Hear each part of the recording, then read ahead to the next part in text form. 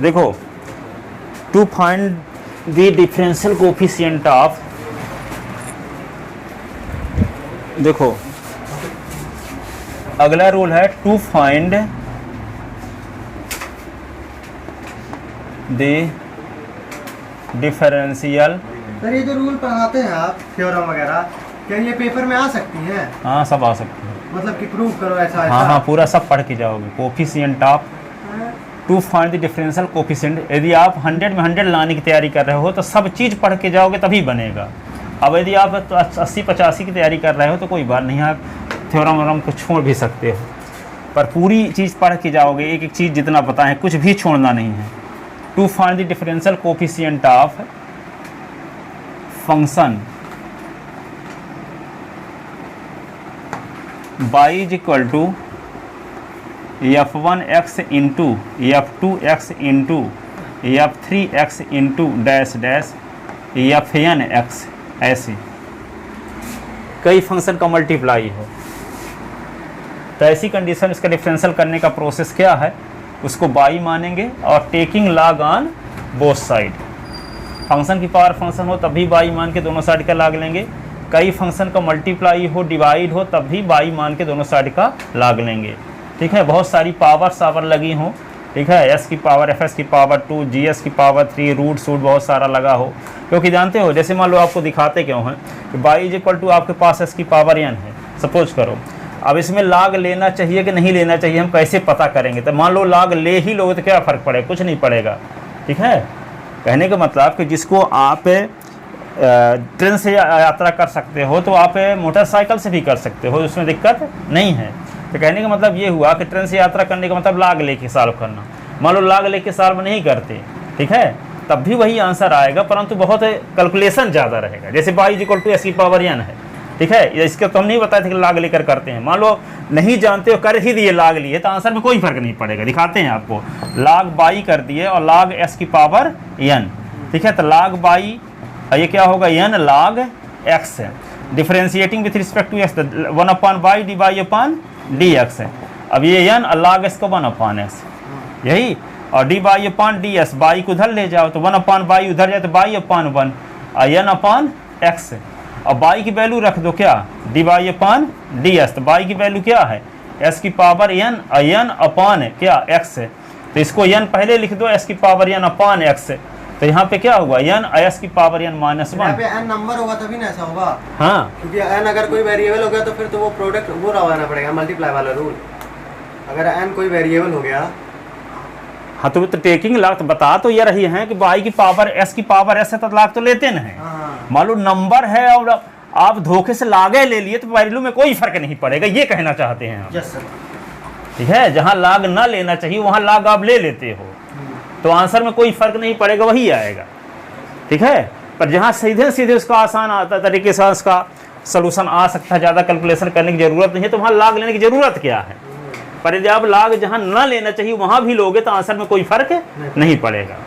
ठीक है, ये नहीं कह सकते कि हम कैसे जानेंगे लाग लेना, तो लाग लेने के तरीके तो बताए, पहले फंक्शन की पावर फंक्शन हो, कई फंक्शन का मल्टीप्लाई हो, कई फंक्शन का मल्टीप्लाई डिवाइड हो, ढेर सारी पावर सावर खूब लगी हो, तो लाग लेने से ज़्यादा आसान हो जाता है। वैसे करोगे तो बहुत कैलकुलेशन रहेगा। ठीक है, तो यहाँ पे देखो taking log on both side, वैसे इसको डायरेक्ट भी कर सकते हो, परंतु डायरेक्ट करने में बहुत ज़्यादा कैलकुलेशन रहेगा। तो taking log on both side, तो क्या होगा log y log f1x into f2x into f3x dash dash fnx, तो लॉग बाई तो log f1x plus log f2x plus log f3x plus dash dash log fnx, ऐसे। अब differentiating with respect to x, into रहता तो plus है ना होता है, कई फंक्शन का मल्टीप्लाई होता था। रूल क्या पढ़े हो आप, log m इंटू एन का क्या रूल जानते हो, log m plus log n। तो 25 फंक्शन का मल्टीप्लाई तो सब प्लस करके लिख दो। Differentiating with respect to x, तो 1/y का फिर से dy अपॉन ds, ये 1/f1x, f1x का डिफरेंशियल f1 डैश x, फिर 1/f2x, अब क्या होगा f2 डैश x, फिर क्या होगा 1/f3x, फिर f3 dash x dash dash 1/fn x, अब फिर fn डैश x, ऐसे। और ये 1/y उधर ले जाओगे तो y/1 हो जाएगा, तो dy/dx, तो y/1, और ये क्या होगा f1 dash x upon f1x, f2 dash x upon f2x, फिर क्या लिखोगे f3 dash x upon f3x, और डैश डैश यहाँ पे क्या होगा fn dash x upon fn x, ऐसे। अब y की वैल्यू रख दो, तो dy/ds is equal to y के स्थान पे क्या लिख दोगे f1x, f2x, f3x dash dash fn x, ऐसे। और इसको सीधे उतार दो f1 dash x upon f1x, f2 dash x upon f2x, और फिर क्या लिख दो f3 dash x upon f3x dash dash fn dash x upon fn x, ऐसे। तो ये इस प्रकार से इसका डिफरेंशियल करते हैं। तो अब देखो इसका 5.5 का पहला क्वेश्चन लेते हैं एनसीईआरटी वाला। 5.5 का पहला सवाल ये है, differentiate with respect to x,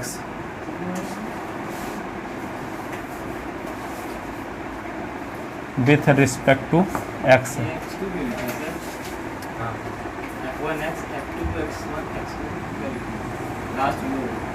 fn सबसे नीचे लाइन पे f1s, f2s, f3s, fn x, f2 x2 लिखिए यहाँ बस वही बोला। अच्छा ये लिख दिए हमने। Differentiate with respect to x क्या दिया है, साइन x, देखो cos x दिया है, सुनो cos x, cos 2x, cos 3x, कई फंक्शन का मल्टीप्लाई है कि नहीं है, देखो cos x, cos 2s, cos 3s कई फंक्शन का मल्टीप्लाई है। इसको क्या करेंगे, पहले y मानेंगे, फिर दोनों साइड का लाग लेंगे, फिर इसके रिस्पेक्ट डिफरेंशियल करेंगे। हूबहू इसी रूल पर आधारित है। प्रोडक्ट रूल से लगाते थे, इसको फर्स्ट फंक्शन मानते, इसको सेकंड मानते, फिर इसका जब डिफरेंशियल करते तो फिर से प्रोडक्ट रूल लगाते, तो ज़्यादा कैलकुलेशन रहता। इससे बेहतर क्या है कि लाग से लगा दो। तो let y is equal to क्या होगा, cos x, cos 2x, cos 3x, taking log on both side. तो log y is equal to log cos x, cos 2x, cos 3x, ऐसे।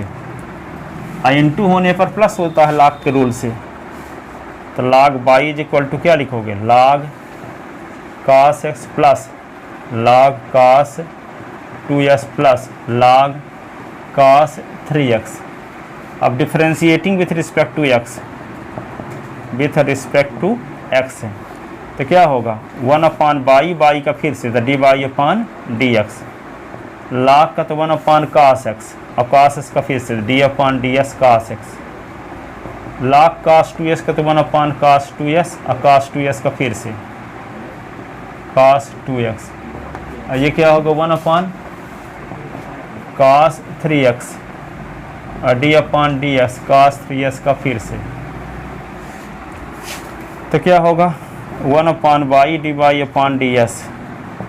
ये cos x का डिफरेंशियल क्या होता है, minus sine x upon cos x, ये minus sine 2x upon cos 2s, 2s का फिर से तो 2s का फिर से ना थीटा के स्थान पे जो रहता है, तो यस सर। और यहाँ पे क्या होगा साइन 3x इंटू 3 अपान कास 3x।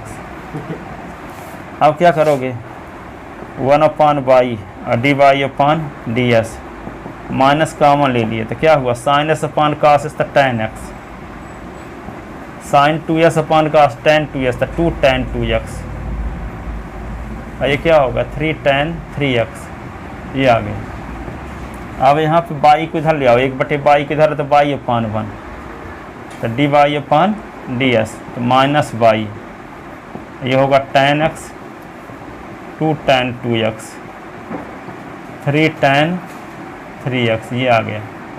और बाई की वैल्यू तो D y upon D x, minus लगाओ बाई की वैल्यू रख दो, क्या कास एक्स कास 2x कास 3x, और ये क्या आ गया ten x ten 2x plus ten 3x, ये इसका आंसर हुआ। सर 2 tan 2x और 3 tan 3x। हाँ 2 tan 2s, ये 3 tan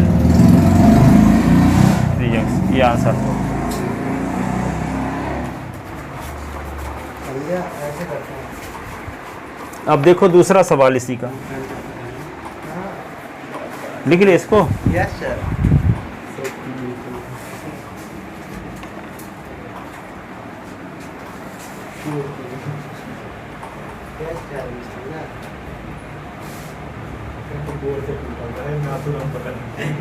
बोर्ड से